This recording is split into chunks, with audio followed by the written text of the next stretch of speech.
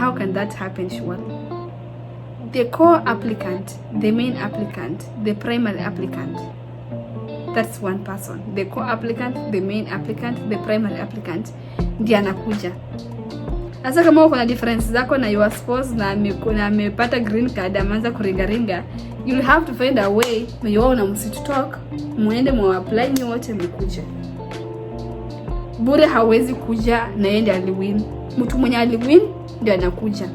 That means mtu mwenye aliwin anaweza kuchuja kutoa usikuje na yeye ama mkuje wote.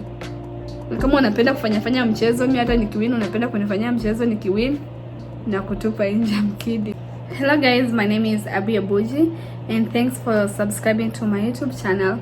For those who are new, thank you and keep on subscribing and keep on watching till the end. I'll be very much grateful if you're gonna watch this video until the end. Maybe unaweza jua labda kunaweza kuwa na mazuri hapa. So my main time to take this video is because I wanted to let you know that what happens after you win green card. What really happens? Hebu fikiria kidogo. What really happens if you win green card? Wacha tuongee. If you have some seat, just come and sit down here with me.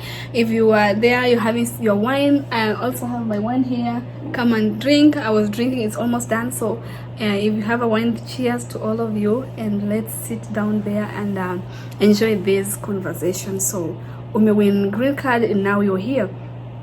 So once you win the green card, which will for those people who have applied, and I'm really amazed that people have really applied, because this year it was a year yenye kila mtu amepata information about green card, hata wenye hawana masimu. You know whom I applied for green card this year? I applied for my grandmom. Never imagine a win. Kutendaje? I'm just trying to imagine. Nilijiweka kwa shida. So guys, I'm really happy that kila mtu kwa hii ame apply green card, and everyone is hoping the best for May, and I want to wish you the best of you that mpate green card, so penye mkuje mpate some opportunities here. We have a lot of opportunities here, of course, so na haziishi everywhere we are hiring, so haziisha, mnaelewa. So what happens ukisha win green card? Here is the thing.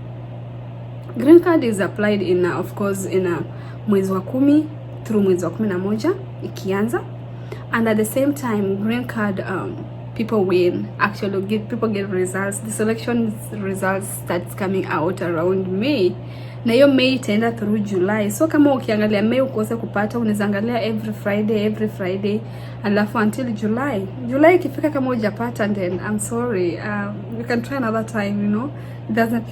It doesn't harm, excuse me, it does not harm. So what was I saying? You have won the green card, and now what is next? There is another journey after winning the green card, of course. Kuna journey ingine after umesha win green card. What's the journey? You have to fill in, there is this called DS-260. DS-260 is a form of information whereby you'll be filling in your background information, your education, and who you are. Actually information about we ni nani, iseme Abuji ni nani. I was born this year 1999. I was born 2002. I was born, you know, utapeana feedback yako, when were you born, and what is your background, where did you study, what is your mom's name, what's your dad's name, what is your level of education, are you married, what is your status. Hizo ndio vitu utakuwa unajaza hapo ndani. Once ukishajaza hizo vitu, you will have to send back the DS-260 to the embassy. Of course kuna email utasend back after umesha fill in. You will have to submit it. Ukisha submit it, you will have to wait for another email which they will send you to actually try to send the documents. The documents you gonna send, like I'm talking this as a single person, like documents zenye utatuma ni kama good conduct, your KCSE certificate, if you are married you have to send your marriage certificate, you have to send your kids birth certificate, and you have to send your own birth certificate, and you have to send actually your passport background base. So hizo ndio vitu utatumana They will give you the details. The good thing with the email, they will let you know what they want, and you have to tick whenever you get is a birth certificate, you tick the birth certificate. If it is your good conduct, you tick there. So you make sure that you have submitted every kind of details they have tell you to submit. Once you don't submit all of them, of course it occur, because they will return your message, email telling you they haven't received the right documents, or they haven't received all the documents. So once they do that, kama picha yake itakuwa mbaya, ya nini, ya picha maybe ya certificate yake itakuwa mbaya, they will have to let you know that no, they need another photo, because that one is not being seen. Also, ukishamaliza sasa, umeshatuma hiyo DS260, ushatuma DS260, wameshakutumia email, ushatuma sasa hiyo the documents zenye wamekutumia. The next email that you're gonna be waiting is an email of after they have confirmed they have received the documents are okay, it's under review, and now they will send you an email kukwambia the date ya interview. In that email, iko na lot of information. Of course, there's information that they'll give you the date ya interview. Of course, watakupea some 2 months too, so that you prepare yourself for the interview. And also, they will let you know that you have to do a medical checkups before you come. They have their specific place to go and do your medical checkup. So wako na hiyo hizo vitu. Yeah, don't mind about my eyes. I was having some problem with it. So I was saying, this is the thing. So once ukisha feel hizo vitu wamekuleta kila kitu, now uko sawa and everything is okay, now you go for the checkup. Ukishaenda checkup ya medicals zako, ukishafanya medicals, then hizo medical they will have to send the results of your medicals to embassy. Sio ndio watatuma, au ndio watatuma wenyewe, because they have the links with the embassy. They will send them to them and tell them like, okay, these are the results for Abby, and now wataangalia. By the time ukienda embassy for the interview, watakuwa washapata hizo medical results zako, and that means you will have to schedule your medical appointment very early before the interview appointment. So unaweza enda kama like 3 days too or 4 days too. So by the time wana review kitu kama x-ray takes some time, whatever, ina take pia time fulani. Kuna medical checkups zingine zenye utafanywa zinachukua like 2 to 3 days ku results kutoka. So they have to give yourself that duration, so that when you go to the embassy, you have to be having the medical whatever reviewed already, so there was kusumbua that you have to go back and bring the results from the hospital. So once that one is done, then what you'll have to do, you'll have now to go for the interview. At the interview, there's some specific question they ask. There's some question they can ask for, like people have different way of asking questions, because the interviewers of course are different. So swali yenye mimi mtu mwingine anauliza si swali yenye mimi ndaulizwa maswali kulingana na background information yangu. Na hiyo background information yangu iko wapi? Iko kwa DS260. So most of the question they come from DS260. So once you're filling in the DS260 before submit, make sure you know what you're submitting. Of course, you are telling the truth of what you have.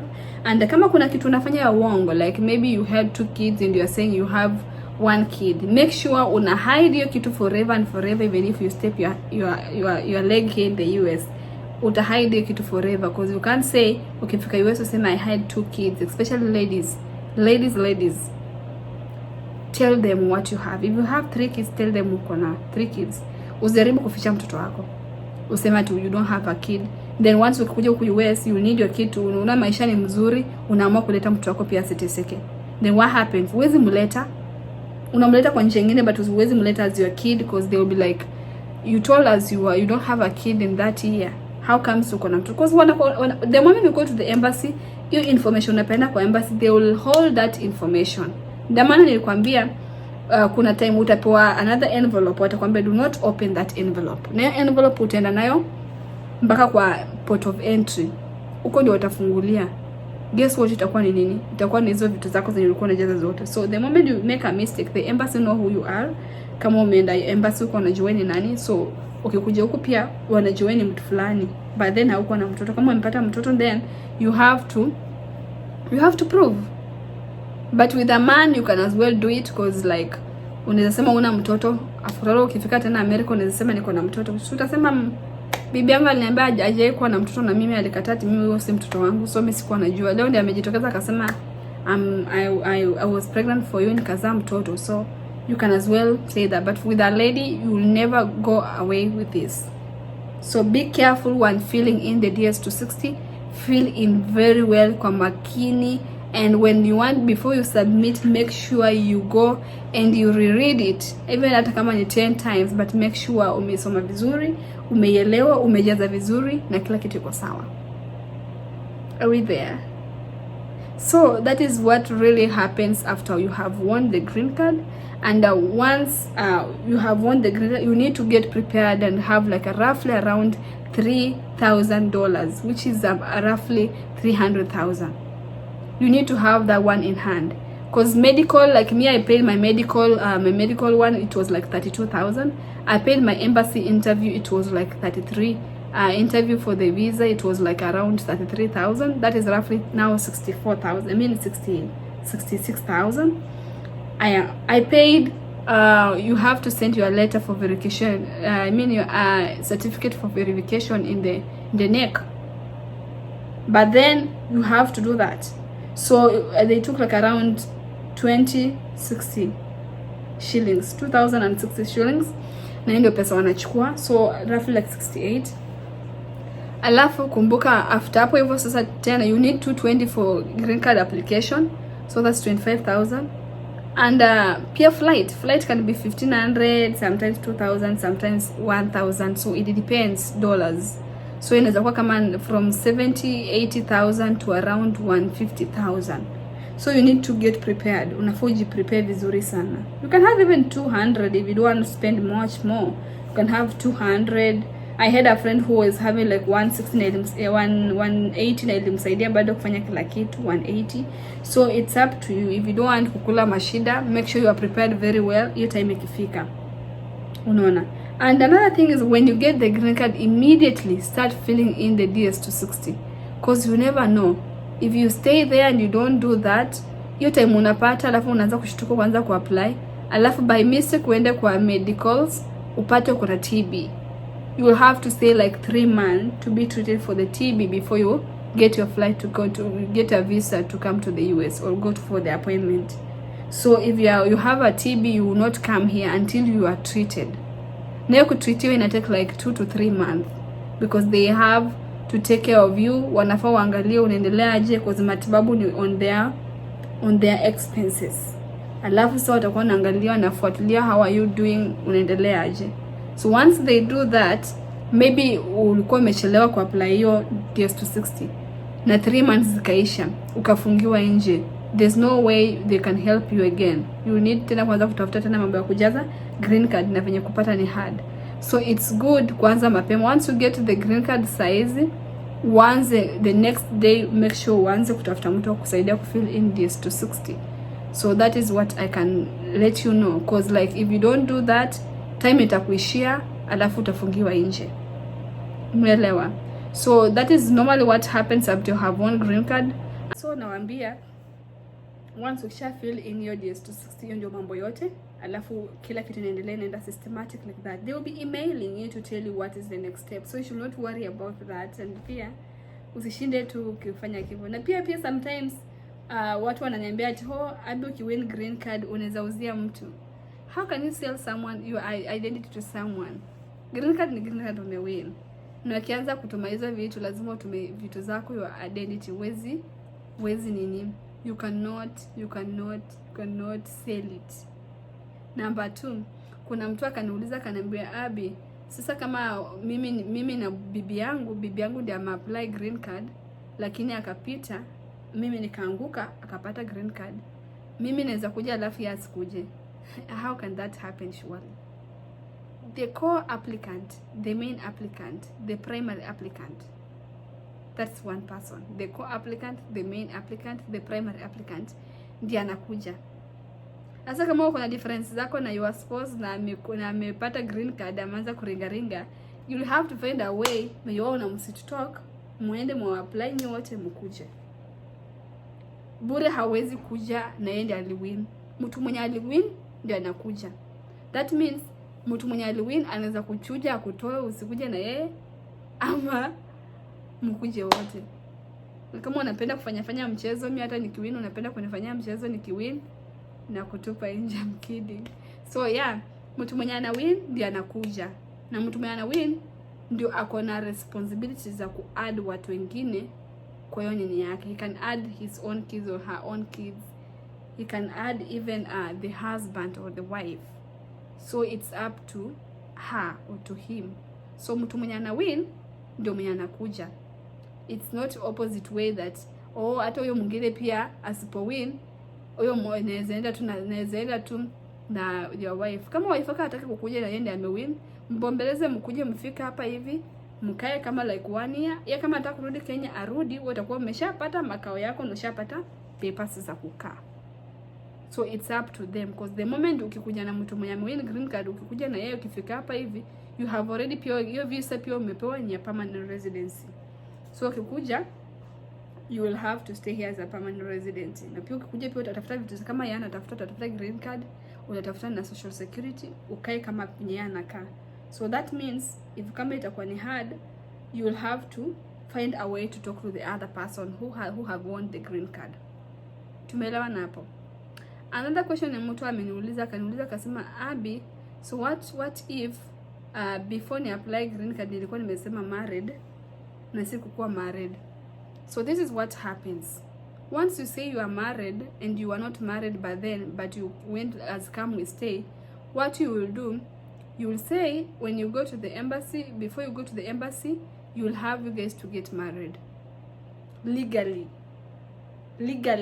na papers, yani mwende wa sign ma papers, alafu it doesn't matter kama kuna ku exchange rings, but lazima uende sign hizo ma papers. Unaenda kwa magistrate, unaenda hata kwa church, unaenda anywhere penye unaweza pata certificate. Alafu so ukishapata certificate yako, unakuja nayo kwa embassy kwa interview, wanakuuliza you are married. Yes. Why were you saying you are married na saizi uko na certificate ya saizi umemoana jana? You just tell them I have affidavit of support to show that I was married customary, like ulimarika yani ile kama we stay, na we never had a chance to kutafuta papers za legal marriage papers, but now you have find them, so they will understand about customary marriage, they will understand about come we stay marriage. So don't worry about that. Someone else asked me like, Abi, what if some mtu maybe ako na mtoto wa sister yake, brother yake, maybe lose parents, is an orphan, anaishi na yeye, or maybe umadopt mtoto from somewhere like a friend or something like that. So what you do, you have that also is okay, you can put as a kid, but what you have to do, you need to have legal papers of adoption. So because of course katai ukubali watatufanya DNA ndio kuje US, they will do the DNA. So what you do, it's okay kama watafanya nini, kama utaweza chukua legal papers of adoption. I know you can ask about what adoption is and find some legal papers, the right way of how to get legal papers for adoption. Unaona? Then there is a question that someone really asked me na ikanishangaza sana, that what happens when you don't come to the US and you got a visa. Of course umepewa visa na umepata time like imekuishia hujakuja, time expires, you need to start afresh. You will need to start afresh. So it's up to you to hurry up, go with time, make sure everything is okay, make sure you have already filled in the DS-260, make sure you are ready to go for the interview, never late, wherever, and you have to be there. Do you understand? Lazima kuwa hapo at the very time. See time ya Africa, but I'm talking about time ya mzungu. If it's 8, you have to be there early before 8. Tumeelewana? And someone else asked me like, what happens sasa uko na boda alafu umejifungua saa umepata mtoto ama uko pregnant. So if you are pregnant, unaweza kuja tuna boda yako kama iko below 7 months, there's no problem. and that's meant for those people who have one green card. And kama umejishajifungua na ulikuwa ushafill in DS260 already, you can ask it again and update your informations. Of course, sema I have got a newborn, na ukuwe na evidence uko na newborn, of course birth certificate. So you have to update. They will always give you to update, and if it comes maybe kama yotamoneda kwa embassy, you will have to ask the kid also should have to have their own passport and visas inside. Kila mtoto atakuwa na visa yake na passport yake. Unaelewa? Kuna mtu akaniuliza, Abi, what happens sasa ukikuja plane ni pesa ngapi? Plane it depends with the season. Of course, kama Kenya, ukitoka Kenya kutoka kwa Mbukinya Kenya hapo hivyo umepanda Mbukinya country bus, ukienda wapi? Ukienda Bungoma. Of course watakwambia 900 kama sahi, but ikifika December of course kila mtu anaenda nyumbani, so watakwambia maybe 2000, hata zingine ndio mpaka 2500. So ina hike. Na kama umepanda Mbukinya watakwambia 1500, but ukipanda kitu kama easy coach watakwambia 2000. If ukipanda shuttle watakwambia 2500. So ina depend gari umetumia. So the same way with the plane. Kuna time ikifika time ya summer time, of course tickets ziko very expensive. Ikifika time kama sai Christmas watu wanaenda nyumbani, of course tickets ziko very expensive. We have a holiday that's coming out next week, which is Thanksgiving. Of course flights zinaenda ku hike, kwenda pahali kutoka very expensive. You have to avail yourself. And at the same time pia ina depend na ndege unapanda. Kama unapanda unajua kuna Mbukinya pia kwa ndege. So kuna hiyo ndege yenye popo ikipanda turbulences, na before you gain mobility unaona tu turbulences zinakufanya mpaka unakuwa cheesy, go crazy. But now kuna planes zile zenye kipanda unasikia tu poa. So it's up to you, and roughly it's like 80 to around $2,000, from 80 to around $2,000. So it depends with you. I remember I paid 89,000 one way. Na saizi kuna time nimeenda nyumbani nikalipa 1,000 two way kwenda na kurudi. But this time we were paying I paid 89,000 one way. Hiyo ni hasara, si ndio? So yeah guys, so yeah, the question someone asked me like, can my parents come with me once I win the visa? No. The visa is only, the green card lottery visa is only for the spouse, bibi yako ama bwana yako. Kama bibi ndiye amewin, so bwana yako anaweza kuja.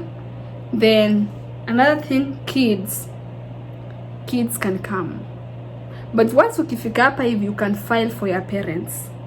Ukishafika hapa, you can file them and tell them, okay mom, can you come and visit and all that stuff. See kama mnanielewa. So that is what happens after winning the green card.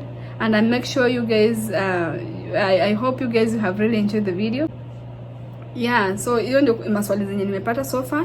If you are there, you can go in my comment section and comment there, ask me a question.